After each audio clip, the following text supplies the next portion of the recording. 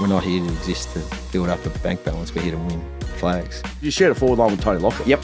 Greatest forward of all time. Yeah, it was like his whole life was dedicated to footy. You're CEO of the football club within 6 years of yourself retiring. Yeah. I don't feel there's pressure. I feel that's our purpose. That's what we're here to deliver. So, is there a pass mark for Freo this year? And you've got to win that flag. Yep. Can you do it? All right, welcome to BackChat, powered by Paywise. I haven't done one of these for a little while, so I'm excited about this one. We are joined by the CEO of the Fremantle Dockers, Simon Garlick. How are you, mate? good to see you, Scully. Thanks for having me on. Welcome. Stan. Look, it's brilliant to have you on. I'm assuming I can only assume you watch BackChat all the time, but just in case you don't, we ask the same question to guess the first one every time, right? So this is brought to us by TABtouch. We want to know your greatest sporting achievement. Hey, you're a great footballer in your own right. You're now running football clubs. You've done a lot of things in footy. But we want to know your greatest sporting achievement not on the football field. I don't want to hear your AFL prowess. Right, we'll get into that a little bit later.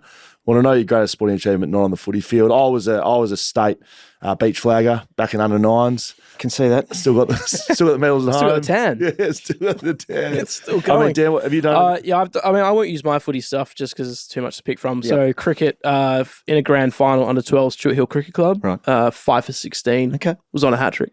Really? Yeah. They butchered Pretty it. impressive. What about you, mate? Well, just quickly first, do you ever, when you're on the beach now, do you ever just turn the clock back? Get the hoses out? Go and chop up a hose? Yeah, just on your own. Mate, I've got the kids down at Nippers now, and it brings back memories. And they give the dads a go every now and then. And I'll go watch this son. Let's and then go. I'll get up and I'll move like I'm at 45. Correct. Do a hammy. Yeah, like you are. Mate, this might be a bit tenuous. So I don't know if it's my sporting achievement, but my post-footy, apart from footy, the fondest memory I have of sporting moment was I was actually a ball boy at the Australian Open. Wow. So we're talking 1988, 1999. So then National Tennis Centre, which is Rod Laver Arena. Yeah.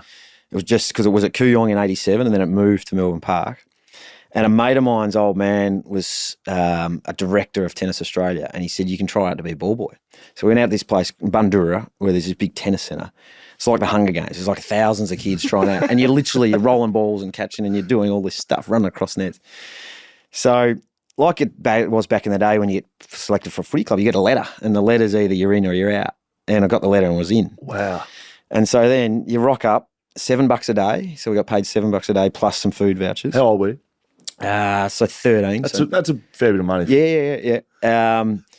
And the way you think about it, you hadn't thought about this, but a tennis tournament works, obviously. The first week there's doubles, there's mixed doubles, there's singles, so every ball kid's being utilised. But obviously the games get less and less as the tournament goes on. So what they'd do after the first week, every day they just put a list up of people who've been given the boot. So it was brutal, right? You're just there, and the list is up there, and your kids walk up, there's 13-year-old kids walk up, read their name, shoulder slump, and then they're out of there. So I made the final. Wow. So we're talking Pat Cash, Mats Verlander, 5-set classic. Verlander ends up winning 8-6. So I'm at the net in the first year. Go back the second year, and it's kind of like a seniority thing too. The net, you're the rookies and you're doing all the grunt work. Right. When you're at the back of the court, you're a bit more senior. I thought it would have been the opposite. No. I thought that's prime time being at the net. Nah, because there's a fair bit of work in there. You got to run a lot. When you're at the back, it's pretty cruisy. And so the next year it was Lendl Machia, which was a 3-set drubbing. Lendl got the job done. But so you went back-to-back at finals? Yep, men's finals. Back-to-back. Australian Open. And we're talking McEnroe got defaulted, and then Stefan Edberg, Pat Cash, obviously, like all-time greats. Greatest job in the world. Well, that's great. So if we pulled out... So it's not really a sporting achievement, but... No, that's up. That counts. Absolutely counts. Yeah. If we get out the 1988... Mum's got it. Pat Cash won? Pat Cash won. No, Mats Verlander won. 8-6 in the fifth. Wow. So if we get vision of that, stuff too. If we have vision of that, we're going to see 13-year-old Simon Garlick at the net. And then at the back of the court, Mum's got the VHS, I reckon, of me throwing the ball to Lendl. That's great. In 89. Any error, you look back on that time and think, oh, geez, I could have done that better. It was bloody funny because you'd get there and you'd be doing these games and it's bloody hot in Melbourne that time of year. And you'd be doing a double in the back court in court 15. Like, it's great getting the men's final, that sort of stuff. But you'd be out there and a pair might have nearly won cleanly and they lose the second set and it ends up going another 2 hours in the third set and you're just sitting there going, you're kidding. And you're getting a day rating. And they do changeovers, that sort of thing. But you start getting a bit bored too. So what you'd end up doing, you'd have 3 balls and it's change of ends. So you'd roll the first one relatively slowly to your mate at the net, and then roll the second two really quickly, and he's all over the shot because the balls are bouncing everywhere. But some nights you're there until 3 a.m. because the tournament just keeps going.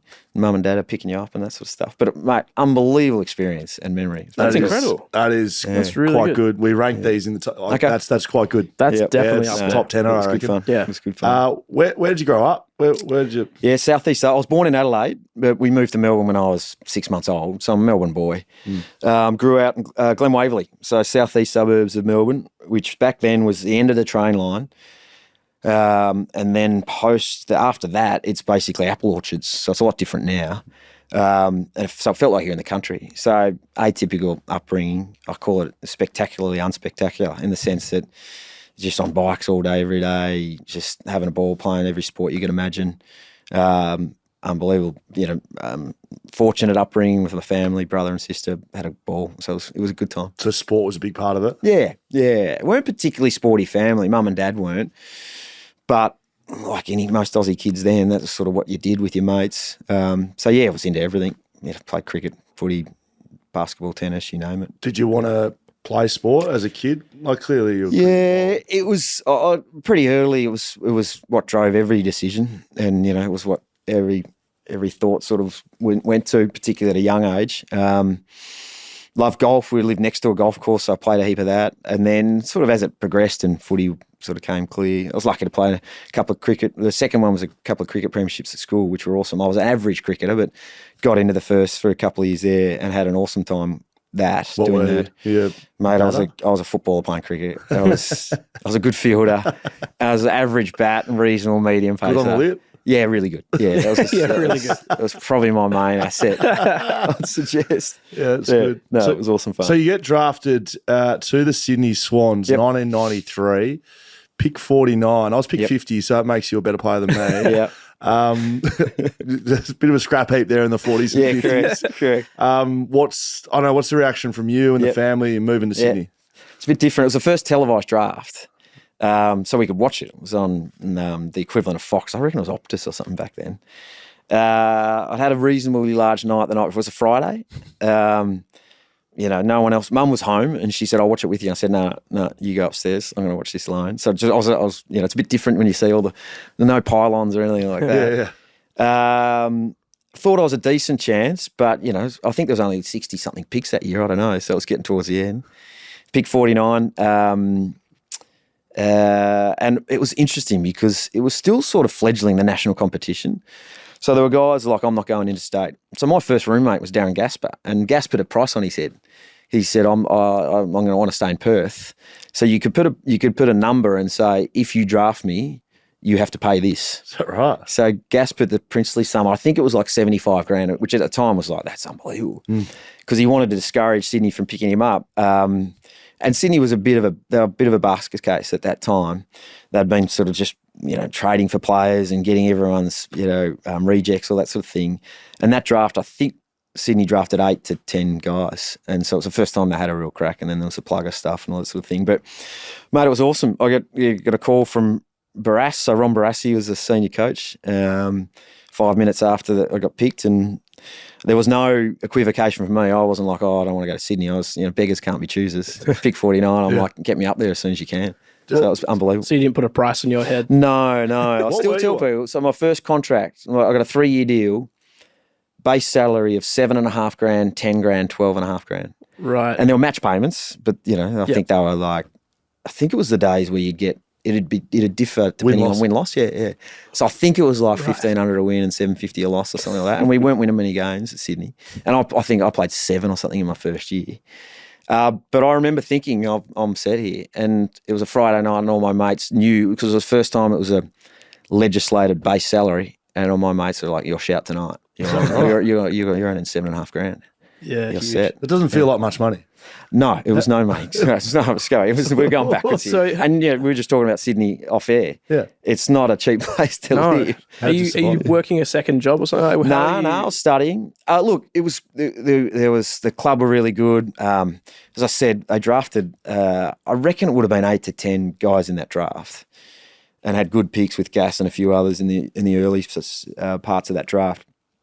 they made the genius decision to put us all together in an apartment block. So I think we got a reasonable rate with that. That had pluses and minuses, that decision. But you just may do. And, I think one of the great things that happened for me is I think there's a real bonus in leaving your home state in a way, because you end up sort of going there for a mission, I feel like, and you've got an automatic network, a bit of a family.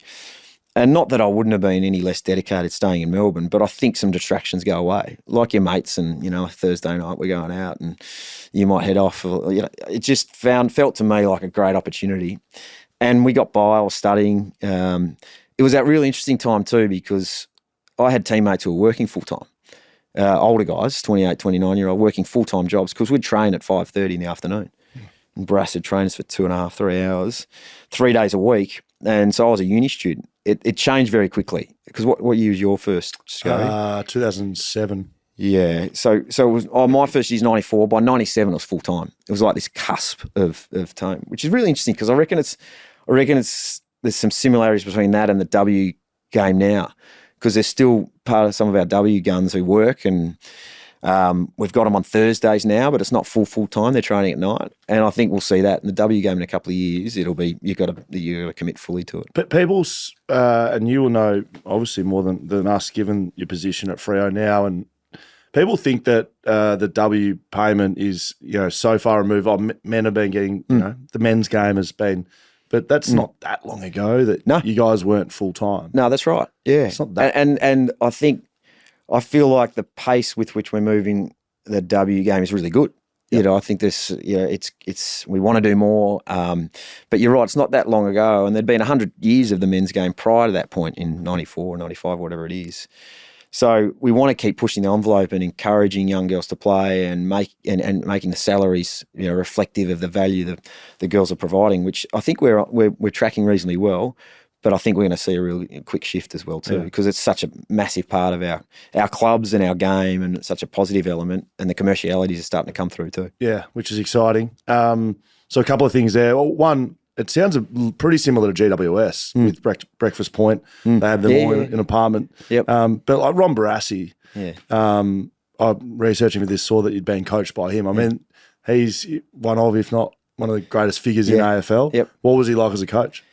Yeah, he was fascinating, because he was still fire and brimstone, and he was a fascinating guy, because it was like his whole life was dedicated to footy, and clearly family and all that sort of thing. But he was up there just on his own, and so he had an apartment on his own, and so he'd take the boys out for dinner, and particularly young blokes who didn't have any family and that sort of thing.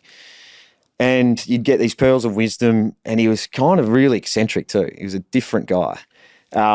I think in reality, his prime coaching days had gone past him. But Damien Drum was the main assistant. There was only one assistant at that point in time, one full-time assistant. So Drummy would do all the training drills and assume a lot of the tactical stuff. And Barras he'd be more firing up, going and give you these sprays that as an 18-year-old, I was sort of sitting there because of the legend. And you're like, I don't know whether to be scared or just so excited that Ron Barassi's absolutely tearing strips off me. It was like an honour. Yeah, correct. Kind of a cool thing. But also we'd be there at times, he'd like literally see someone miss a handball and he'd bring the group in. And by this stage, you've been going 2 hours. It's 8 o'clock at the end of the SCG on a Tuesday night. Guys have been like bricklaying all day. Correct. And not me, but anyway, he'd see someone miss a handball and he'd bring you in and talk to you about, okay, boys, you got to hit the ball just above the 4 seams, and he'd like take you through the fundamentals of that. And it's like, Brass, I know we're going no good, but we sort of know how to handball. I think we can skip this tutorial. His argument would have been we should have hit the handball. Correct. Yeah. Exactly right. But unbelievable. It was awesome. It was great to be coached. You didn't exactly have coaches across your career that was the soft, like pat you on the back. No. When you had Rocket Eade, you had Terry Wallace. Yep. I'll spew up. Yep. Were you in that room for... No, that was just before. I got the 98. I reckon that was because that was in the year of the dog, the doco. I think that was end of 96. Yes. Yeah. But like those, Barassi, Rocket Eade. Yeah. Like we've heard excerpts of Rocket Eade. Yeah. Will Minson, get him off. Will. So your whole career was fire and brimstone. Yeah. Did you like that as a player? It worked for me in the sense that, mate, I had a guy, I don't know if you've heard of him, there's a guy called Ray Jordan. and so he's slug, and he was a Victorian wicket keeper, but he was a junior coach. So, you know, Pagan's legendary for the Teal Cup teams he coached. Pagan was a legendary underage coach as well, and Slug was Vic Country, and Pagan was Vic Metro. Right. And Slug was worse than any of them. And this is like under 15, 16s. The abuse I copped from Ray Jordan, literally, he'd be locked up now. And my point with that is there's elements where I reckon there was a bunch of guys who were better footballers than me, more talented, and they'd be abused by this old guy. Slug was like 5'5", 60-year-old, and ridiculously abusive and insulting to your family and your parents and anyone else in the room. And a lot of blokes wouldn't work for it. And we know now that there's clearly far more sophistication in coaching, and different people learn in different ways and respond to different sort of stimuli. And the amount of blokes that he would have lost because of that. And I had some of my mates who were better players, I reckon, than me. And they're like, why am I listening to this guy? Yeah. Just literally abuse the hell out of me. I'm out of here. Yeah. And probably were lost to the game. I was a bit more, I don't know, pig-headed with that, and like, screw you, mate. I'm going to prove you wrong. He played in my under-18s, my first year under-18s, he played me in a back pocket, and I was one of the better midfielders, and it was literally to test me out and see how this goes. And then the next year, my draft year, he played me in the midfield, and I was able to play some decent footy. But it kind of worked for me, Scully, in the sense that, and I think the coaches would work that out, and so I wasn't short of sprays that came my way throughout my career. But it's an interesting approach. Yeah, absolutely. Doesn't cut it now. Your time at Sydney, I think midway through, Tony Lockett walked in. Yeah, 95. I got there in 94, and Plugger got there in 95. So I looking at your stats as a player, I was surprised you were able to kick any goals in that forward line. Because you shared a forward line with Tony Lockett. Yep. Greatest forward of all time. Yeah, absolutely. What was it like? Yeah. Mate, and everyone's got bias. I reckon he's the greatest player, and probably biased because of having that time with him. It was unbelievable. So Plugger the time had come at St Kilda, and it wasn't working and all that sort of stuff. But he'd been amazing there. I think he'd kicked like 800 goals there or something like that. And the Sydney thing just worked for him. And it's obviously been the precursor to it working for Buddy and Barry Hall and people going up there, and the anonymity and everything that goes with it. That's a good point. And Plugger came up there with Vicky, his wife, 4 kids, and he'd just be wouldn't be recognised. And mate, he'd play golf with we had a golf group, and he'd play golf with us. So he's in such a good headspace. And mate, it was literally just kicking in his area. We had one game against Richmond, and I think Duncan Callaway was on him. He's like a midfielder, and you just kick in his area, and you just like literally. Played one in 95. We were playing Fitzroy, who were struggling at the Whitten Oval. And we were up and about at this stage. I think it was 95. And I said to him at halftime, I knew he'd done reasonably well. I said, how many you kicked? 10. So he always knew how many goals he kicked. He kicked 10 at halftime. I'm like, okay. 3/4 time, I've been in midfield most of the day, but I'm walking up, going forward with him. And I thought the crowd were leaving because there's only 4,000 people there, but they're coming up the end. Because he kicked 16. And Barassi took him off for like 5 minutes because they thought he was going to kill Mark Zanotti. So he would have I reckon he would have broken the record. Yeah. And so he's kicked 16, but he kicked 16 straight. And I think the week before he kicked 7 straight or something. And so he held the record until Luke Bruce broke it a few years ago of the most consecutive goals without a miss. But we're talking Plugger. This is from boundary, 45 out. He was an unbelievable kick. And the reason I love him as a player too is because all we've done is watch Plugger lead out, take a mark and kick a goal. Yeah. But at training, you're doing like circle work with him or full ground drills. So he's receiving a handball off half back and hitting a lead up 45 metres away. And he was unbelievable. Really? So good at skills, both sides of the body. Like for a guy his size, good at ground level. So yeah, I love him, mate. He's unbelievable. Were you there for any like field storms by crowds? Because no. I feel like that happened when he kicked 1,000 or something, right? No, it didn't. So it's a funny story that Mick Ryan, so Luke Ryan's old man, Mick's a legend, and love him. He's a big part of our club, as he's obviously Lukey. Mick told me, I didn't know this, but I actually kicked it to Plugger for his 1,000th goal. Wow. Yeah, really? Yeah, hit him up, and I didn't know it. And then he's told me about it, and I started to brag about it at home, so my young fella brought it up and have watched it a number of times since. Great. But it's like that's probably my huge. greatest career achievement. I hit Plugger on the chest for his 1,000th goal. That's great. Did he spend a lot of time goal kicking? Like, it seems like a stupid question. I know, a lot of chat now in modern day, like goal kicking's got worse, set shot. Yeah. Did he spend... Yeah, he did. Yeah, but not ridiculous. Like, I hear stories about Jason Dunstall being out there for hours upon hours. But Plugger would do it a lot, but not stupid. His technique was unbelievable. Pretty simple. Yeah, and he was quite bent over, but the distance between ball coming off his hand to his foot was minimal. But, yeah, he was an unbelievable kick. It was a pretty good experience. So you moved from Sydney to the Western Bulldogs. Was that... opportunity? Was that in essence. I had a year to run. So we'd made the granny in 96. So we had an unbelievable year in 96. And Sydney just went off its head. We were just filling the SCG every week. We had 1 week we were playing Geelong. I think it was a top of the table clash mid-year. And they filled the SCG and they put 10,000 in the footy stadium next door to watch it on the big screen. Wow. It was just going nuts. And it was Plugger mania. And then so we played the granny in 96. And then start of 97, I did a medial, and then Byron Pickett put my collarbone into about 48 pieces, just with a shirt front that I didn't see coming. He'd have a wall of people. Oh, mate, yeah. Mine was relatively straightforward. When I thought I'd done an AC, went back into centre square, Greg Stafford hit it exactly where I was running to, and I couldn't lift my arm. So I just did a big U-turn and ran off to the ground and said, I don't think this is in good shape. But, I didn't see Byron coming. And so I had a really shitty to 97 and played poorly and wasn't in great shape. Had a year to run on my contract, but Plough, the Dogs were keen. And Rocket said to me, to his credit, he said, mate, you can stay and back yourself. But, there's probably a few ahead of you, your call. And so when you got one coach and club really enthusiastic and keen and one pretty nonplussed, kind of becomes an easy call. It was difficult because I had great friends and loved Sydney, greatest experience, but it was pretty straightforward in the end. 96 grand final.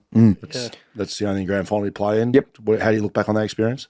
Not fondly, just in the sense that I think now there's this, and I don't know what it was like for you in 18, Sco, but I think we've got to a point where we actually tell people to embrace it and enjoy it. Our era was one where, if before a game you looked like you were having a joke or a laugh, your coaches, it was that exactly you spoke about before. You're not fair income and you want to get a kick today, all that sort of stuff. So I think I was that intense and driven to, try to succeed. I can't remember much of it. And then I had a poor game. I was sort of off and on the bench in bits and pieces, got a few touches early in the first half, but then just had no impact. So it was kind of like this devastation because it's your whole life that you're working towards. So I look back on that year and that experience unbelievably fondly, but the granny itself, I don't actually have that many memories of, which is kind of weird. I don't know if it's some sort of like, a morning that you're going through or something like that. That's how you lose your perspective of that sort of stuff at that age too. I was only 20 and you're thinking this is never going to happen again. So unbelievable experience, but it's definitely trauma. That's good word. 2015, I'll tell you about three things. One, running out, felt like about 70 degrees. First 5 minutes, they'd kick three. I was like, what the fuck's going on? And then it's over. I can't remember the game. Yeah, and I'm a bit the same. I can remember a bit of the running out and that sort of stuff. And I just wish someone had grabbed me and said, mate, have a look around. How good's this? Which is, I think, what they do. I don't know what you did in 18 ago. If I was doing that now, you'd be saying to young guys, hey, how good is this? This is what we're here for. Let's go and have a crack. Whereas there, it's like nearly this fear of not playing well as opposed to, hey, what can we do? Yeah, it's an interesting concept. So your time at the Bulldogs, play over 100 games, made a prelim? Prelim 98. We got whacked against the Crows. So we were a hardened team and a good team. And Plough done a great job with the whole club really with limited resources because it was still, there was no competitive balance or equalisation at that point in time. It was, that real battling club trying to make do against clubs that had a whole lot more resources. And it was a bit against the world. So 98 was an awesome year, actually. We played really good footy, sort of near the top of the ladder most of the year, beat North and the really good sides. And then a bit towards the end, injuries to the wrong sort of blokes at the wrong time, and then got bundled out because I think I think we were a top couple. Yeah, you smashed someone in the qualifying. Yeah, before you absolutely smoked someone by like 100 in the qualifying straight in the prelim. That's right. Then you got whacked in the prelim. Yeah, McLeod started doing his thing. Yeah, I think Jonathan Robert kicked 7 goals or something. So weren't thinking that was going to happen. You were there when the club moved to Docklands. Like, you would have played in the first game at Docklands. Yeah. Like not our first game. I think Essendon played Brisbane or something like that in the first game. Your Bulldogs' first game. It would have been like a car park because it was like a car park when I was playing. Yeah. Played in one game early where they hadn't worked out the roof policy, so the roof was open. It started raining, and it's like we're at a stadium that's got a roof. It's like it's heavily raining here, so they decided to close the roof as we're playing. So we're halfway through the first or second quarter, and you're hearing these creaks and stuff like that, and you're looking up, and the roof's closing as the game's going on. So then there's a portion of the ground, like both ends are dry, middle of the ground's wet. And then I think like a bolt fell down and hit someone or something like in the crowd. God. So I think they changed the policy after that. But funnily enough, I've played at Telstra or Marvel, whatever it is, when it's raining. So they still haven't worked out. That was in like 2012. Yeah. Now they just shut it the whole time. Yeah, correct. Which is smart. Yeah. So what's your time like finishing up at the Bulldogs? Play over 100 games, Sydney. You finish your career. Are you content as a player? Like, do you look back on your career and go, gave it everything, had every opportunity, or how do you feel? Yeah, I feel my last few years were a battle, Scully, in the sense that, I wasn't good enough. If I wasn't leading or close to leading the time trials and as fit as you possibly could, because played forward a bit, but I did a lot of run with sort of stuff as well, which I loved and got to just play on the best midfielders you can imagine and really enjoyed that role. And then at the end, my knees, just chronic bone on bone sort of stuff. So I just couldn't train to that level. Yeah. So I'm just trying to get by and just wasn't up to that standard. So it was a battle. I think at the time when you're told, you know it's coming and it's there, and that drive and competitor in you still was shattered and disappointed. Oh, could I go again? Could it work? In hindsight, I look back and I was ready to. I'd studied. I'd done an undergraduate degree, commerce degree in Sydney. Worked for a bit of time in Sydney with a director, part time. Did an MBA in Melbourne, and my last year in 2004 had Thursdays off. So I'd gone to the MD of the major sponsor, a company called Leaseplan. Got to know Abe and said, mate, I've got Thursdays off and I wasn't studying anymore. Can I come in? Because clearly the end's near. And so it was like a management apprenticeship. Awesome. And just all different experiences. So by the time the end of that season came, I remember it was November 1, 2004, the day my teammates, now ex-teammates, started back at pre-season training. I started my first job with Leaseplan because I'd had 12 months with them and a job came up and I applied and got it. We'd just had our daughter, so Bridie at that point was about 6 months old. So it was it was enough happening. It was a good transition. Yeah. It was. It's a rapid. You're CEO of the football club within 6 years of yourself retiring, and you were head of commercial 4 years after. Yeah. I don't see that very often. That's a pretty rapid. I was wondering, like, how do you do that? You clearly aren't just twiddling your thumbs as a player. Yeah, no. So I did a lot pre and then Leaseplan was an unbelievable. I had this thought in my mind. I had no specific ambition to be a CEO of an AFL club. I thought I wanted to work in sports administration. But as I said earlier on, I just loved all sports and would have, golf, tennis, can take you overseas. Can you go and work at the EPL or something like that? But I had this sort of informal plan, an idea in my head that you can't be the prototypical ex-footballer trying to get a job at your old club, which is ironic because and the theory was go and get some just pure commercial corporate experience.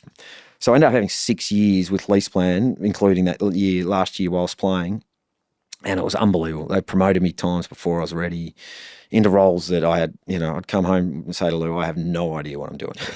That's interesting. And just working your way through it, but they obviously saw something in me, and I absolutely loved it. It was funny though because we get to live the dream, right? You're playing AFL footy. We had Gary Lyon speak to a coterie group of ours yesterday, and he spent the day with the footy program the day before. Yeah. And there were some players there, and he said, just realise now, guys, your football life is the greatest experience you can have because you're doing what you love. And when I was working at Leaseplan, I'd come home and Lou would say, how was fleet leasing today? Taking the piss because it's like, I've just done this job that you love. But my response was that it's nearly irrelevant because I was learning this. I was on this learning curve at this organisation that was, they're a Dutch company, so it's all process system. They had an amazing, corner of the market that they'd built, and I just loved going to work every day. I couldn't really see myself working in fleet management for the rest of my life, but I think that was invaluable in me gaining a bit of confidence, but also a bit of credibility. So you go back into the sporting world and you've got a bit of, the game and the environment and the politics and how it works, but you've also now got this cred because you've actually done some work rather than just being a player who goes from playing, does some media stuff, and then ends up, trying to get a job in the commercial world. Well, they are also sponsored by Paywise. Powered by Paywise. So look, it sounds like a good company, but I'm sure it's not as good as Paywise. Of course, absolutely. Yeah, not. so Absolutely just not. mention that. After you do finish up with the Bulldogs, are you still keeping an eye on footy, or do you sort of retract from a bit, and which team are you a fan of at this point? Yeah, at that stage? Yeah. Dogs. Yeah. I think just the carriage of time and the proximity to playing there, you can't be involved. Like, it's a great question, but it's a funny one. I find it curious now. When Freo play the Dogs, I get people say, "Oh, you're torn today." I'm like, "What are you talking about?" It's like when you're involved in a footy club, you're in. Yeah. That's it. And I can't imagine following anyone but Freo, moving forward from here, because right now that's what you're doing. That's what you're in. So at that point in time, and I have the softest spot in the world for Sydney as an organisation, but once you're actually in, you're doing it, you're on. And so no direct association. I think Plough asked me, would you want to come and run and that sort of stuff, and I didn't want to do that sort of thing. I did the standard ABC special comments, so I really enjoyed that. So I was still in touch with the game to a degree. But then 3 years or so after retiring, David Smorgan, who was the president my whole time playing, who I had a good relationship, asked me to come on the board. So I went on the Dogs board and did that for 2 or 3 years, which then led to the going back there to work there, which as I said before, there was this reticence to do it because I was like, it's my old club. Sounds a bit trite, but just made the call. It was the right time to get back into sport. You might not see it, or maybe you do, but 3 years out as a player, you're on the board of a footy. That is you now, right? Or 3. Mate, that would have been me last year. Yeah, last year. I just find that rapid, and why I really wanted to chat to you, because I'm so interested in how you make that transition so quickly. That is more rapid than I don't think there's anyone else who's done that. So why were you able to do that? What do you think? I don't know. It certainly was, as I said, a plan or I want to do this, this and this. I've never worked like that. I've always had a theory and talked to my kids about it and anyone else who's interested that my approach has been find something that you really enjoy doing and that you think you can add value in and go hard at that. And have a broad idea of where you want to end up. I want to end up in sports administration. But if you're just focused on that, then that'll influence how well you do this. And so lease plan, I was all in and went and loved it and worked really hard at that and enjoyed that. And then the club asked me to go on the board, and I kind of felt they'd been unbelievable for me. They'd wanted me when not many others did. If they felt that I could add some value in a system, and I think it was in the footy area, but the commercial ones element too, then of course I'll do that. And you're thinking, geez, what a great experience too. So just jumped in there, mate, and got back into that and assisted where I can. And then a couple of years later, an opportunity came up to work at the club, which I took. So as CEO now of Freo, how do you go working with your players and at the Bulldogs as well about their transition? Yep. I look back at CEOs, Trevor Nisbet was my CEO my whole career, and he was really good at that. But I actually share the same views as you I used to think of footy and trying to be the best in the country at something. Yeah. It's very difficult to go and get a part-time job as a pharmacist, right, like Woosha did. Yeah. But full-time, you're trying to be the best at that. So how do you go as CEO now to the players, talking to them about transitioning? I'm really passionate about our players and obviously men's, but W as it becomes more and more professional, having something meaningful. Now, it doesn't need to be study because it doesn't suit everyone. It doesn't need to be part-time work, but something that actually provides an element, not distraction, but balance. Because you're right, it's full-time. There's a lot of value in it.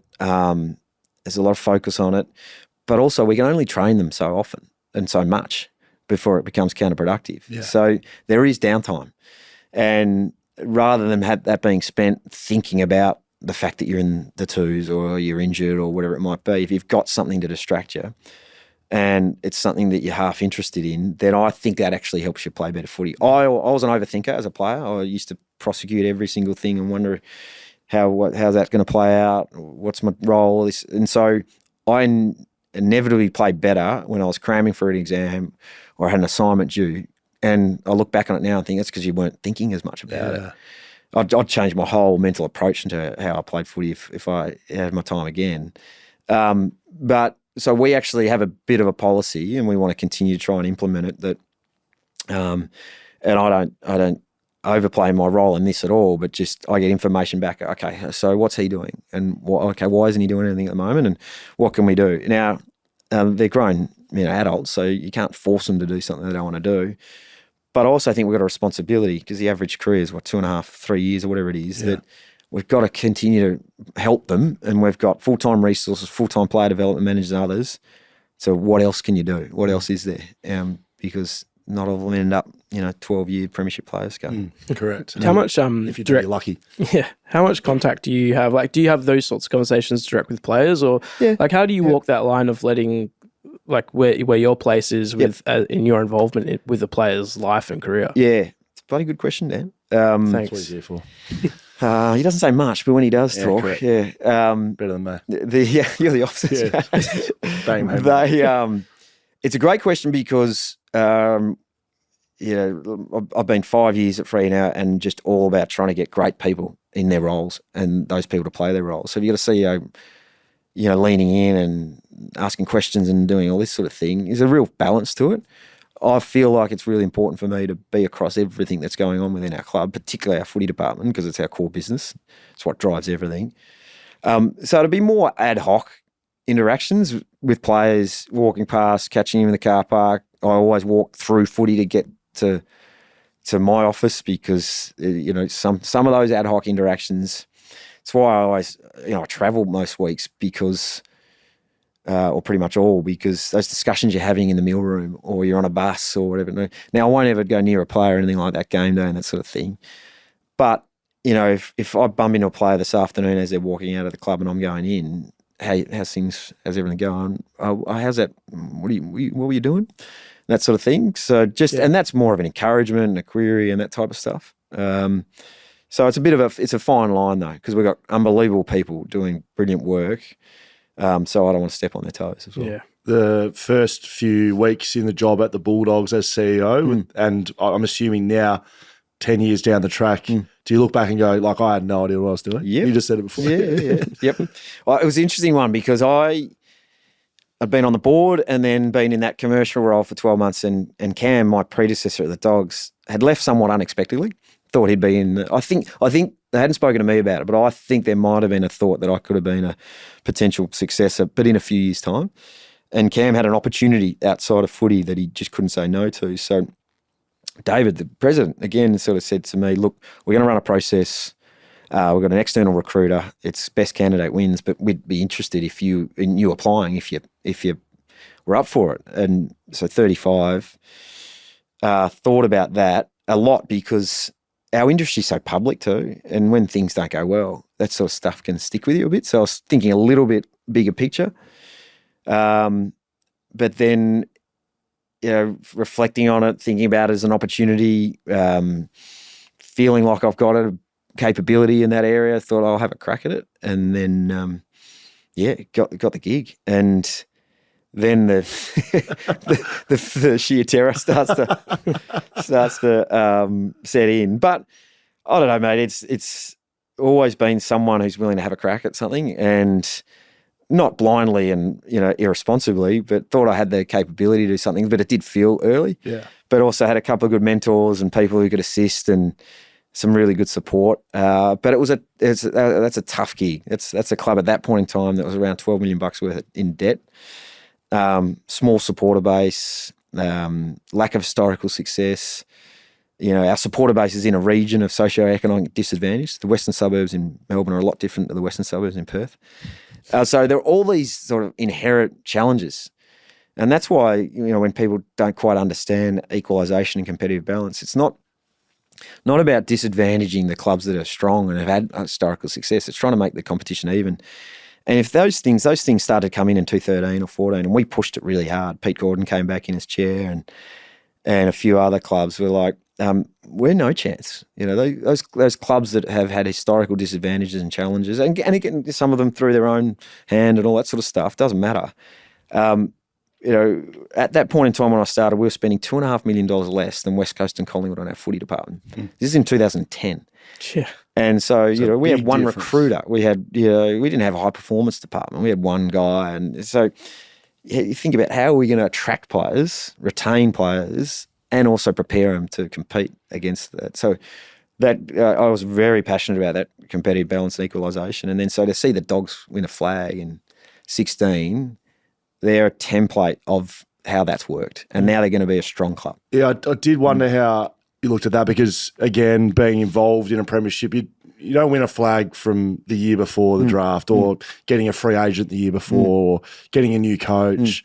You win a flag over a decade, really. So you must have, without being self-indulgent, like you must look at that and think, well, we're able to put some stuff in place that gave the Bulldogs a platform to succeed and ultimately win a flag. Yeah, absolutely. I don't look at it from an individual basis at all, other than I completely agree with your theory, Scurry. And you're a Bulldogs man too, as a player. Yeah, absolutely. Absolutely. And there was a lot of work done and a lot of people for a long period of time did some really worked through some really challenging times and did some really incredible things for that footy club. So to see it succeed, the thing that I find fascinating about it is that from an equalisation perspective, so that's a club that was always going to struggle and battle.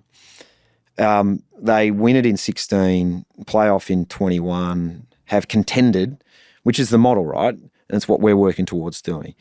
If you contend for a decade or more and you're good enough to win one, or these are the clubs that have big supporter bases because they're constantly seen as successful. So look at Carlton and Collingwood, a greatest example. The migrant boom of the 40s and 50s through Victoria, Greeks and Italians coming in, little kids going to schools. They can't speak the language, but they want to assimilate. And they see all these kids running around in blue and black and white jumpers because they're the successful teams. So they get this massive supporter base. Greeks and Italians are good breeders. They've got all these families. So they've got 80,000, 100,000 members. And so the Dogs have never had that period of success. They did before in the VFA, before they joined the VFL. But now, and you overlay that with the growth of the Western region of Melbourne, with immigrants coming in and everything else, they're going to transition from being a perennial battler. They might not ever be Collingwood, but they've got no debt now. 60-something thousand members. Going to be a really solid, viable club. So it's a really good template or an example of how competitive balance can work. As the CEO, you're across so many things, not just like the performance of the club, but it's like memberships and getting rid of debt and profitability and stuff like that. So the funny thing is, like in a regular business, it's just as long as that side of things is good, like the people are happy, fans are happy. Whereas with footy, you've got to win games as well. You could be earning, like having great profit and all that sort of stuff. So how do you sort of, like if you could never win games but be profitable. Is the CEO doing a good job in that aspect or not? Like how do you see that? Yeah, I see it. Football's our complete and utter priority. I spoke to a coterie group yesterday and talked about the fact that we'll post another really strong profit this year. Record consumer and commercial revenue. Fremantle Footy Club's got unbelievably strong foundations. No debt. We've got some, cash reserves. Operate out of a phenomenal facility, play in the best stadium in the world that when you fill it, makes money. So we've got all these unbelievably strong foundations, and that's all well and good, but we're not here to exist to build up a bank balance. We're here to win flags. And for us, that starts next year. So that's every decision we make, we're unapologetic, because sometimes footy clubs can get to a stage where it's like, I've seen it whereby, you're making exception for the footy department. You change that meeting, or there's not. And it's like, we're a footy club, and you got to maintain the culture, and there's critical parts of the club that play vital roles that aren't in the football department, and you're trying to create a united, aligned organisation. But we don't hide away from the fact that that's our sole purpose, really. We do some amazing things, and we've got a huge platform. We're a small to medium business. We'll turn over $75 million this year. So compared to Bankwest and DP World and Woodside, our major sponsors. It's like a blip. However, we have this, in particular in this town, ridiculous profile and scrutiny and exposure, and therefore we've got these platforms so we can do amazing things in the community. So because we can do that, we should, and we do, and that has a benefit for us too in the long run. We can make a difference in people's lives, and we can do all this cool stuff. We can make money. We're a good commercial venture. But at the end of the day, we're a footy club. And I like that thought about coming back to, we all play junior footy. It's such a unique, beautiful environment when they're good and when they're going well. So that's what sort of takes up all my waking and often sleeping hours. Yeah. It's incredible influence, really. Like it doesn't matter the size of the business, like winning and losing, people rock up to work Monday and it dictates their mood. Yeah. Like, and so it's unique. Yeah. A two-team state like Western Australia, like the influence is probably bigger than anything else in the state. Yeah. We think about it, Scully, in the sense that, so we created a club purpose a couple of 4 or 5 years ago. And we wanted to be specific Fremantle, and our people did it. It wasn't me. It wasn't the board saying this is what our purpose is. We did it together, and you can do that because you're a small business. We've got 130 employees, and we talk to our members about it too. So it's to fight, inspire, and win, enrich our community, and make the Freo family proud. So the win part's in there, right? That's pretty self-explanatory. Inspire is based on the fact that we're 62,500 members this year. For a lot of our people, we're their release. They might not love their job or life's bloody difficult. They go to the footy because this is their time of the week. So we actually take that really seriously. You come to our games, which you do, Sco, and we've got a guitarist on the roof, and we've got Kevin Parker song at 3/4 time. We do a lot because we're an amazing stadium. So the footy's always primary, and we're a sophisticated organisation now. We can do a lot of stuff that doesn't negatively impact footy because we want our people to get there and like, I love coming to footy. Because you're right, we're for some of our people, we're one of the more important things in their lives. So we should never forget that. They're the owners of our club. We work on their behalf. So that's a really important one to us. And for what it's worth, because I get to sort of be on the boundary for most, or I'm at a lot of these, there is a significant difference between a Freo crowd and a Western Australia, a West Coast crowd, and that might be time of the competition, it might be age, whatever it is, but there is a difference in crowd. There's actually, and I don't know if you've got any of these numbers, but I can clearly see it. There's more young women at Freo, and young, but you can tell there's young families at Freo games and West Coast, and that's the membership base. But I think hearing how you're sort of driving it, I think you are doing it. We think about it a lot. Yeah, good. Okay, so your time at Bulldogs to Freo, you spent a bit of time CEO of Bastion, maybe. Yep. But interested to know, now that you've been CEO of a Victorian club and now a non-Victorian club, what's the difference? Yeah, it was a really interesting process because we settled, Lou and I, at the time our kids, our daughter was 15, son 13, and youngest boy was 10.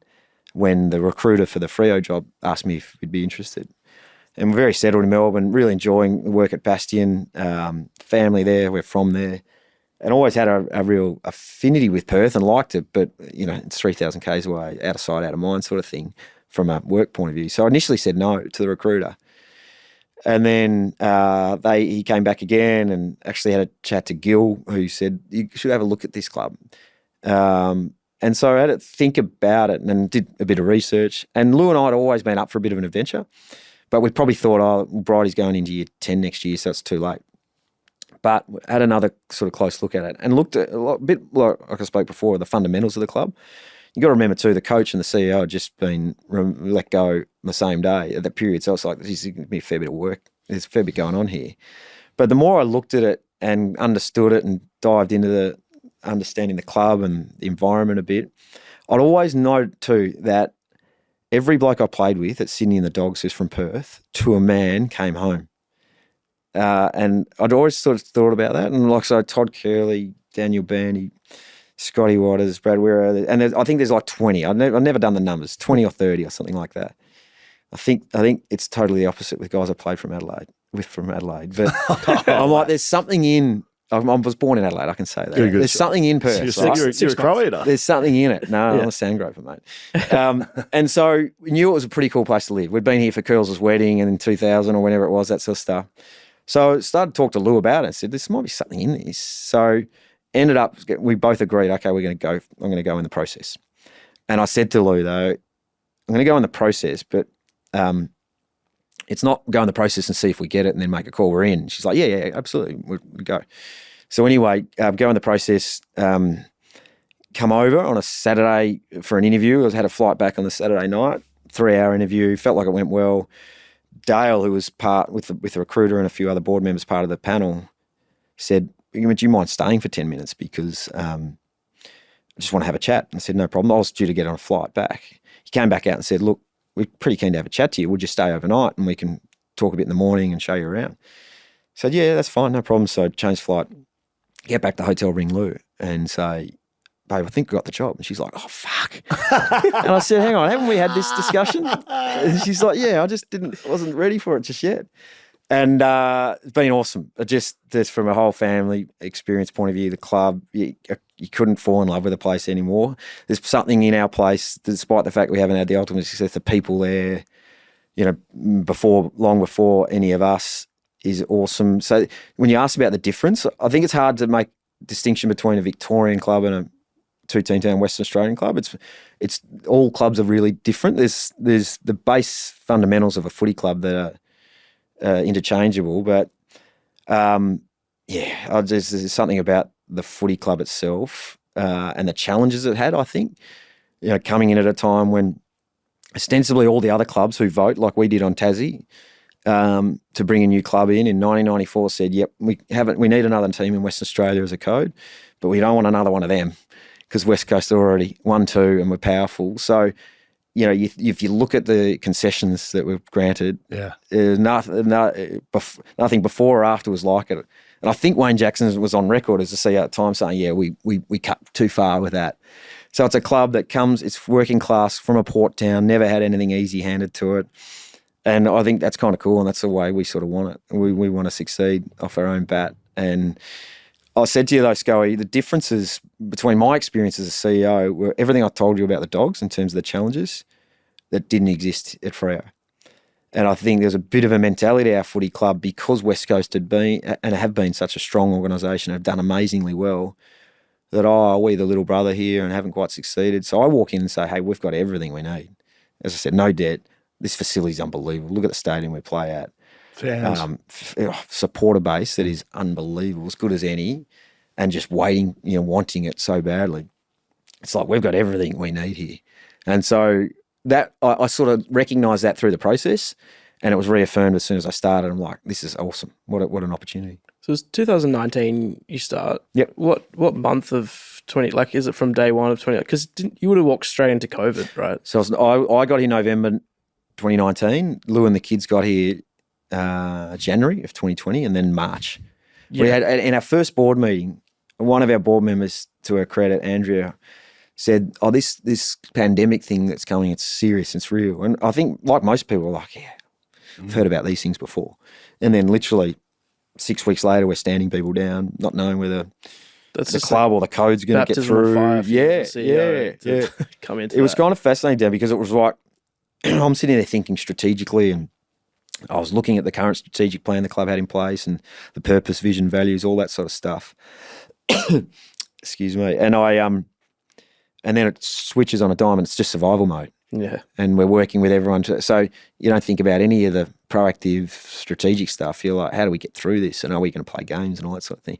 In a funny sort, there was a bit of a blessing in disguise because once we got through it all, and we obviously came out really strongly, fortunately, but I'd had 12 months before we could take a breath and start thinking a bit about, okay, what's our purpose, vision, and what we call our anchors. And having had 12 months, it's through a really challenging period, but getting to know the people and the place a bit and the supporter groups. And I think in a way that was really helpful to me, but wouldn't recommend anyone go through it. Yeah, it's intense.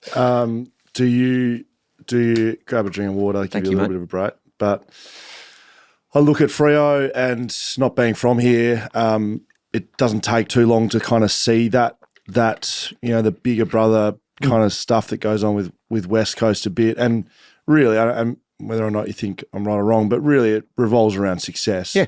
Right. Yep. So do Do you feel that pressure as a CEO of the club? Do you feel the pressure and it's, I don't know if you describe Freo's fan base as impatient, but certainly desperate for a flag, and rightly so. They want to win a flag. Do you feel that? I don't feel there's pressure. I feel that's our purpose. That's what we're here to deliver. So if you're uncomfortable with that expectation and that desire from your fan base, then it's the wrong line of work and the wrong gig. So we've got to embrace that, and we clearly have been building over the last few years.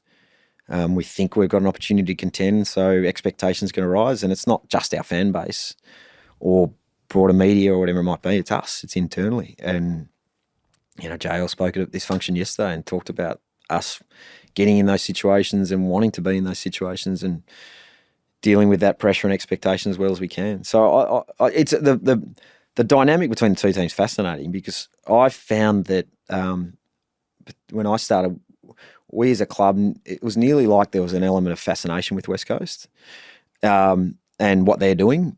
And I suppose as a relative outsider coming in, I'm like, I don't care. Like I respect them because they're an unbelievable organisation and done incredibly well, winning the 4 flags, as financially strong as any club. They're an outlier on a world sporting basis to my mind.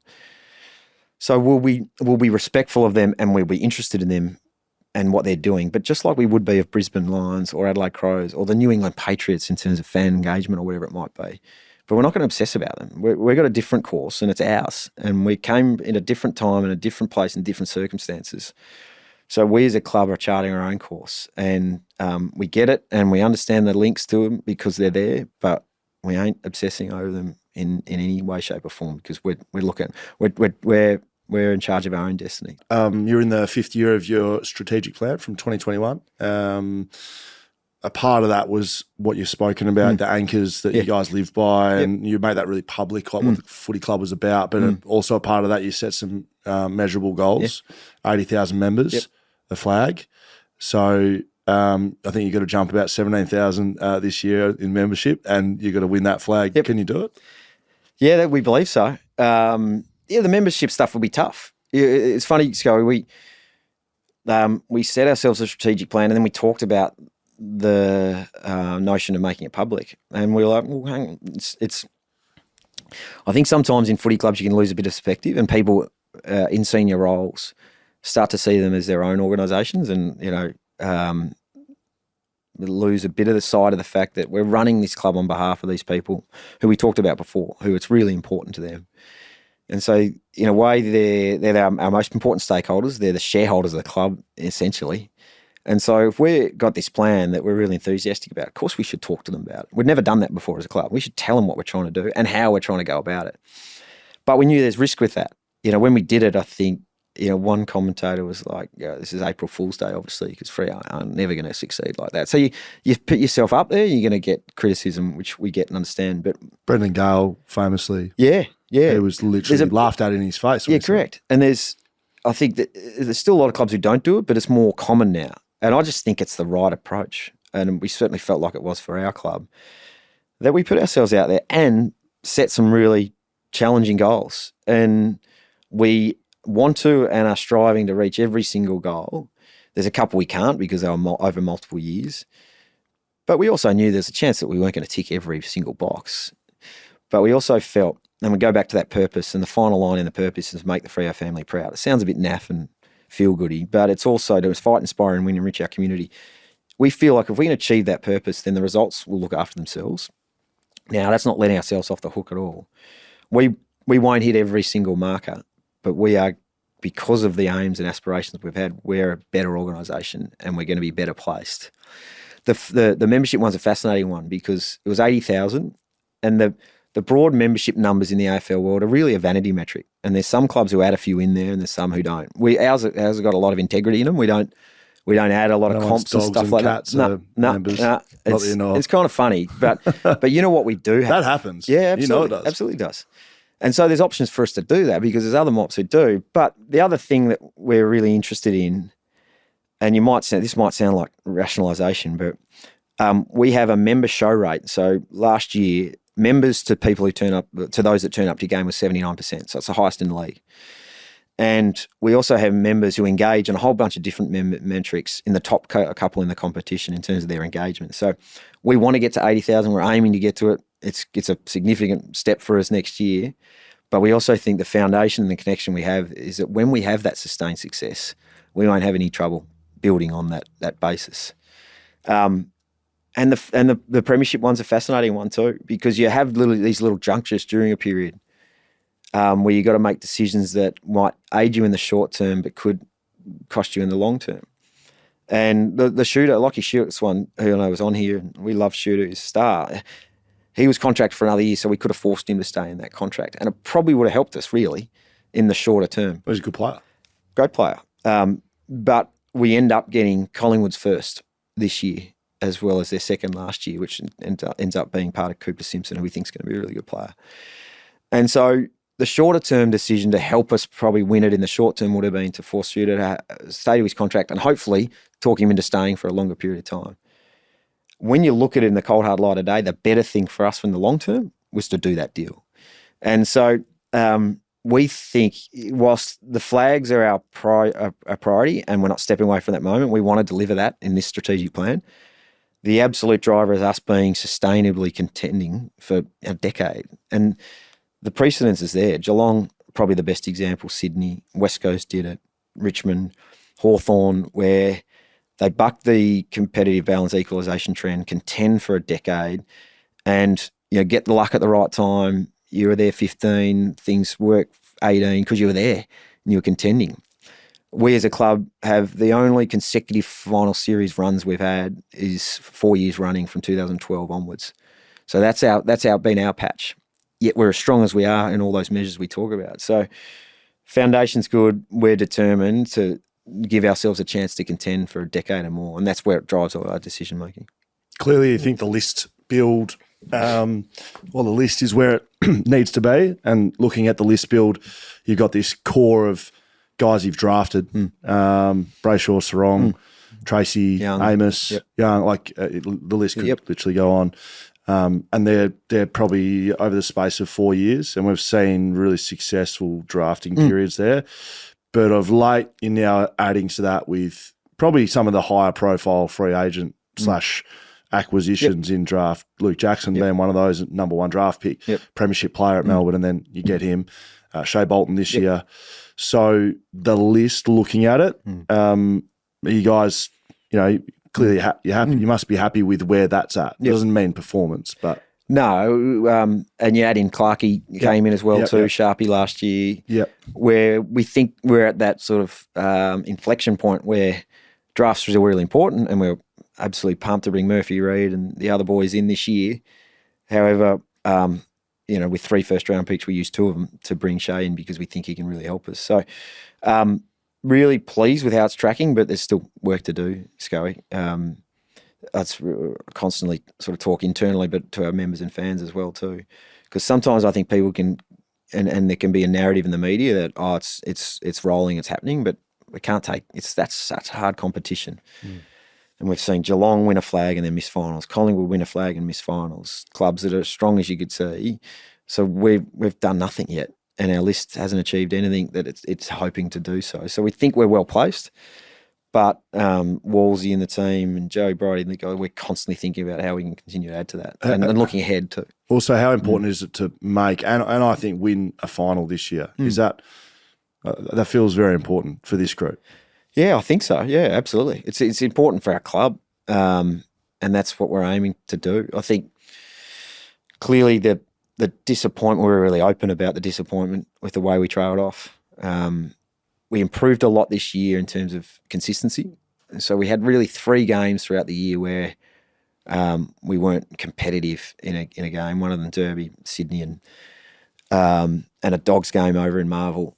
You compare that the year before, that's a significant uplift. And then we were in contention of games at 3/4 time, or we were in front 16 times for the year, but just couldn't convert at the right sort of ratio. So there's a lot to work with. But yeah, we'd be incredibly disappointed if we didn't progress and play and win finals in 25. Comparing the Victorian to non-Victorian clubs, the equality factor is a big thing that gets talked about externally, but I know you as CEOs speak about that. It feels like this year there's a number of measures that is addressing that a little bit. Yep. I did see Trevor Nisbet had moved into a little bit of a consulting role at the AFL. I wonder if that had anything to do with it. You don't have to comment on that. But North Melbourne, 2 games over here. Some of the other factors around travel and fixturing. Where do you sit on that side of it? The equality. You're happy with the moves? Do you want more? Yep. Yeah, I was a passionate advocate. Being from Victoria, and it's often talked about, you don't understand it until you live it. And I've lived it as an administrator, so I'm not playing games, but seeing it. And the way we've been lobbying and working really hard. And I think Andrew Dillon and his administration, I think, are embracing an opportunity where they can try and work within the commercial realities of the competition, but look to make it as equitable as possible. And there's a bit of a shift there because we as a code want to see if we're going to commit to equalisation, we have to commit to it. Now, the travel one's fascinating because our position wasn't just to come in and bang our hand on a desk and say, you guys understand how hard it is. It's okay, what's the background to it, and is there some solutions? So, Dills gave us an opportunity. I presented at the CEO's conference in June, which was in Perth, and that was a concession in itself that it was in Perth and something that we'd push for. And the approach we took was, look, this is no one's fault. We know no one has looked to create this massive travel discrepancy. There's not some clandestine plan that the AFL and the clubs are hatching up to stitch up West Coast and Freo. What's happened is that the fixture is based on a state-based fixture. So the VFL, where home away, every alternate week saw the away game being a car drive to a neighbouring suburb. That fixture and that fixture structure has maintained because it was linked to the broadcast agreement.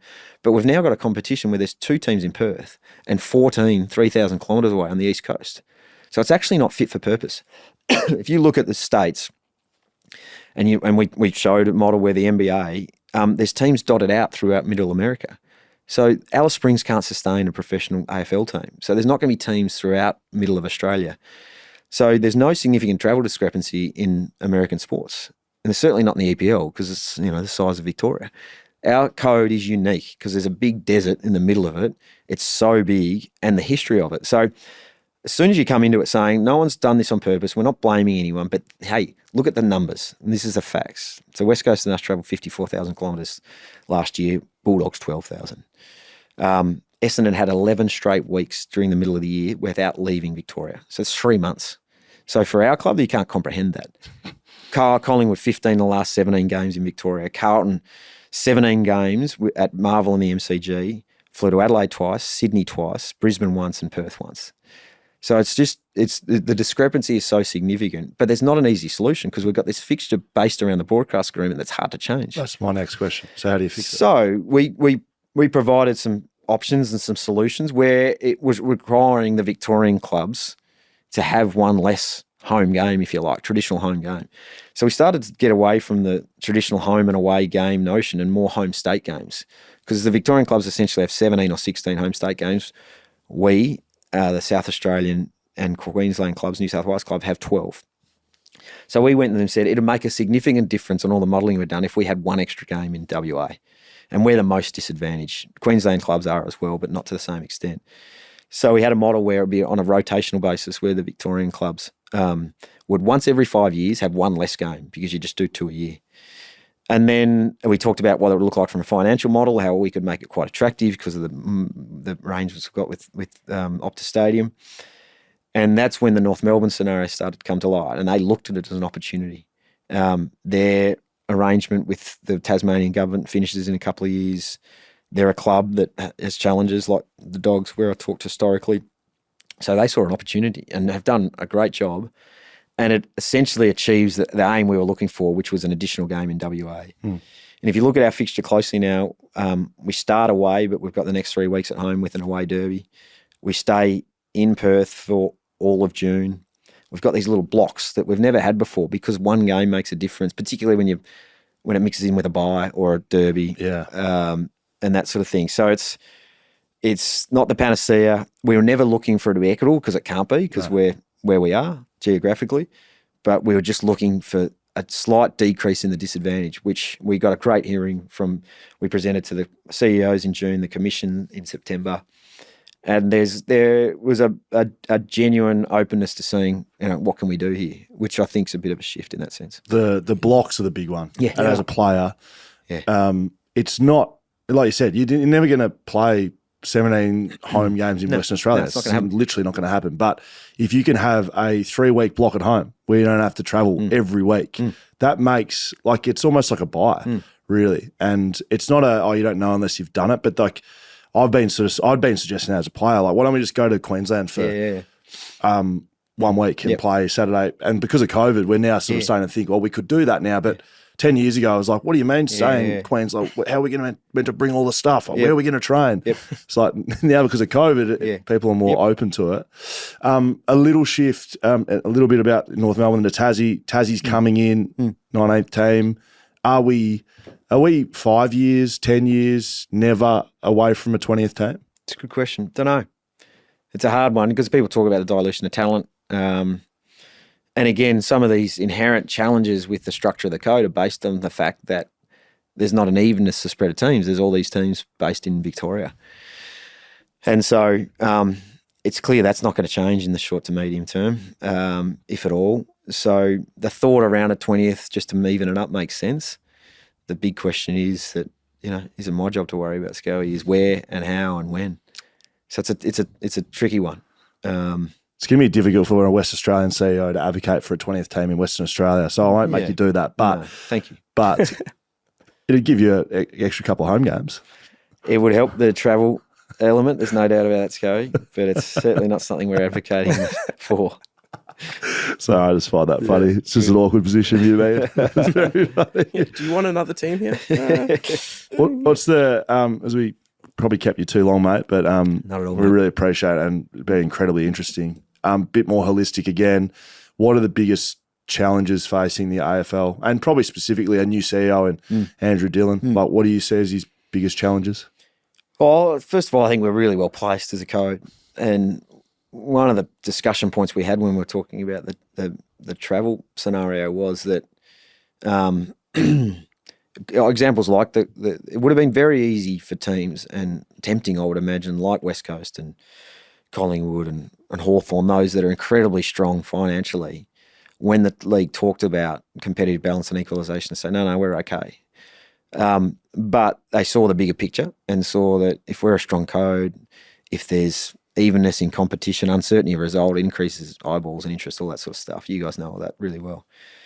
I think we've done that unbelievably as a code, and we've got to continue to doing that. I don't think all codes do that. There's more self-interest. So I think we're really well placed. I think the challenges, Scully, are going to be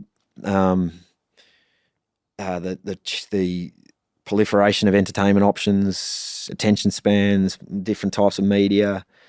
So I think that's probably one of the biggest challenges that our code will face is how do we continue to stay relevant? And, I think about length of game and that type of thing. I think the beauty we have, and you see it at our club as well as any, is there's that tribal nature of that. We talked about it before, that connection. And it's why winning games of footy, to your question earlier on, Dan, is our absolute focus and priority. But that's why we try to connect at home games and why I try to provide so much content. We're a footy club, but we put on 11 concerts.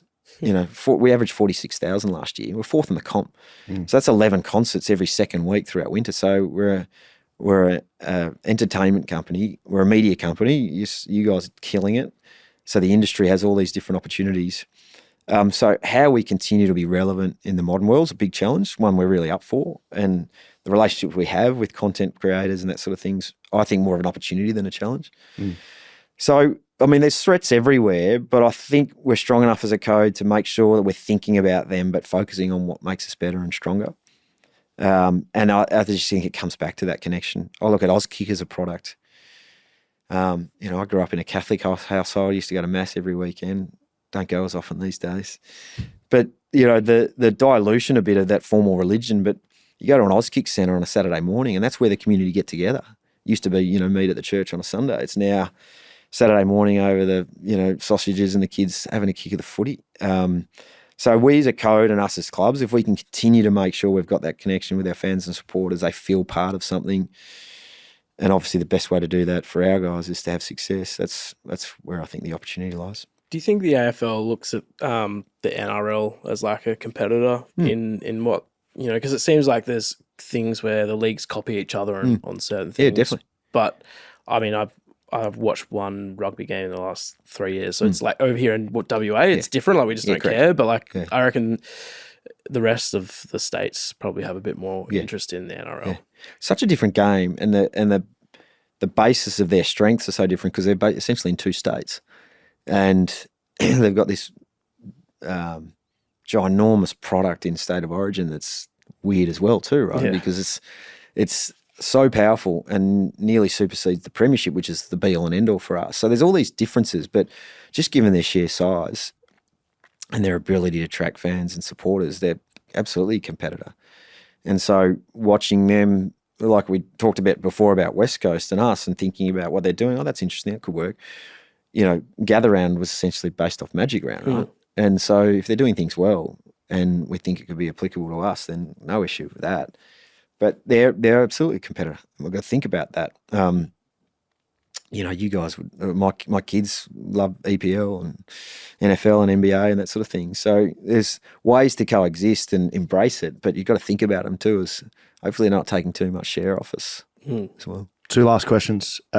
Second last, is there a pass mark for Freo this year, for Freo fans? Do you have an internal one, or is that just something you're just trying to win? We don't have, we need to do this to be seen as a successful this year in 2025. But we're not hiding away from a moment that we want to contend. We want to win a flag next year. So if that's your stated aim and ambition, then you just work back from there. If we were to miss finals, we'd be really disappointed if we were able to contend and go really close. It's this binary, what's a pass mark? And I don't think it really works. And I don't think it helps us internally. So we don't need to really buy into it. But we want to win as many games as we can in the home and away season, give ourselves an opportunity to experience what finals are like. And if we can do that, why the hell can't we give ourselves a shot at taking it out? Last question. Is the CEO conference confirmed for Western Australia this year? Do you know? Trying to get it at Roto if I can in February this year, but I don't know if I'm going to have any luck. Can I give you something to take? I know you're big on the travel this year. Yep. Look, there's the Brownlow medal. Yep. All right, midfielders award. The Coleman medal. Yep. We give that to forwards usually. Yeah, generally. Nothing for the backs. All right. And so the last 2 years we've run the BackChat Backman of the Year. Right. Jack Buckley medal. So the inaugural winner was Jack Buckley, GWS Giants. Great backman. Of course. Harris Andrews, premiership captain, I believe. Yep. He won it this year in 2024. Nice. You had a lot of strong backmen at your football club, yes. one being your captain. Correct. Moose. Not many captains. Correct. Key backs. And so spoke about that with Andy Brayshaw yesterday about how much I love Freo because you got a fullback as your captain. Yeah. Could you take to the CEOs that there needs to be a new award that gives backmen some credit? Because I don't think as a league, you spoke about Andrew Dillon's biggest challenges being the broadcast deal, which I understand that brings a lot of money into it. But the Backman Award, the BackChat Backman of the Year. I'll categorically guarantee it. I'll get it on the agenda. Great. As long as it's a Jack Buckley medal and not some other... We don't want some bullshit. We can't have this taken into a committee. I know you probably don't want your audience to hear, but Sco grabbed me before and said he actually wants it to be called the Scoey. So was that? I'm not sure if I was supposed to share that here, but Jack's going to take a side. The Buckley. The Buckley has a good ring to it. It does. Can you get that on the agenda? Okay. Yeah, leave it with me, mate. I didn't play a lot of it down back. Occasionally would get taken down and isolated, and wasn't a place where I wanted to be, Scoey. Is there any backmen or women that are CEOs of clubs? Is there any defenders actually running clubs? I mean, maybe that's your biggest issue as a league. No, well, Craig Kelly. Don Pike was a forward mid, played probably on Craig Kelly was great. He was a niggling, annoying back. Maybe present it to Craig, and he can do a sort of a partnership. Consider it done, mate. Yeah, great. That's enough from Dan and I, mate. We've got a couple of questions from the audience, some Freo questions. Is this social media? Yes, I thought you'd like that. Nice. Not social. Daniel, take us away. This one's from Palmer Jess. When pursuing ultimate success, how do you instill resilience among the broader organisation, not just the playing group, but the coaches and admin, etc.? Yeah, it's a good question. We spoke before about the nature of footy clubs are that you're getting an audit every weekend, basically, into how your business runs, and it's a very public one at that. So internally, I think at an experience at the Dogs where, as part of the interview process when I went for the job, I actually put it out there a bit and said, I think it's a full rebuild's required. And that was a club that had 3 prelim finals appearances in a row in 8, 9 and 10, knowing where we were at, age, demographic, all that sort of thing. And what we knew is when we committed to that rebuild was that we were going to have a lot of losses along the way, and some of them were going to be a bit ugly. So ensuring you've got communication and you know where you're heading, but you're really open about there's going to be some challenges along the way. We at Freo have, there's drive and determination and resilience which comes with not having achieved what we've wanted to achieve. So it's probably instilled a bit in our supporter base and our people as well too. But having a clear vision of what you're trying to achieve, understanding there's going to be difficulties along the way and not avoiding them, but just talking about them is a critical part in terms of making sure your staff are feeling pretty good. Short for Decker. I'm sorry about this, but we got it a few times. Do you like garlic? Yes, yeah, I do. Someone asked, "Could you taste your last name?" Yeah, there's a lot of garlic things. Throw one in there just to appease the masses. Get it done. Yeah, fair enough. Understand. Let's go. That's good. Far out. It doesn't really. We're really killing it. Low hanging fruit there. From Robert. This is from Robert P. Chavez 9. All the other ones were taken. Best player you've ever played with and against? Plugger's the one we spoke about earlier, obviously. I had a patch there, and where, for good or for worse, I would play on Harvey, Crawford, Buckley, Hurd, Cuz, and which was just unbelievable because you're a footy fan first and foremost, and pitting yourself against those guys. So I think the one I had the biggest challenge with was Bucks, just because he was the perfect mix between outside and inside, because if they're more weighted outside, you've got ability. Most of the biggest challenge is concentration and making sure you just don't let up for a moment, but you can stop those sort of guys a bit easier. But Bucks would go in and win it, which is hard. So you're playing on a Brett Ratton, that's a hard guy to play with because he's just so hard and tough. So I think overall, probably Bucks is the toughest opponent. He's a giant as well. Big man, yeah. Far bigger than I. The second best thing to a backman in a football team is a tagger. Yeah. I didn't realise you were a tagger, so that's what you're telling us, right? Yeah. I probably my best years of footy, Dogs in 99, 2000, and the ones I enjoyed the most were just jobs. And it wasn't like these days where it gets shared and that sort of thing. It's like and there's no zone. Talk about an audit. It's like how many touches he had, what sort of influence he had. And like I'd run 16 Ks chasing Cuz around and just end up at the end of the game, you're throwing up. But just unbelievable experience. And I look back on that really fondly. Last one from the Eggman. How does Simon Garlick like his eggs? Poached, a bit runny, bit of sourdough. A little bit of rocket? Or a little bit of rocket. And jumping right into Avo lately. Yeah. You're finally catching on to the average. That's right. Yeah, I am. Yeah. It's really late. At 49, it's a bit late. Still not quite there with feta. Like a little bit, but sort of growing. Got a real mature palate, haven't I? Mate, been brilliant chatting to you. Nah, awesome, boys. Thanks for having me on. Really appreciate your time. Big thanks to Paywise that's powering the podcast right now. Our sponsors, ID Athletic, Whippersnapper Whisky, Mumba Digital, TABtouch, Shelter Brewing Co, Leadville Precinct, West End Plumbing, now on one services, backchatpodcast.com.au. We probably rival the Freo Dockers now. You guys got any room for any? Hey, we've got room for yours, perhaps, maybe. But that's us. Thanks very much. Awesome, boys.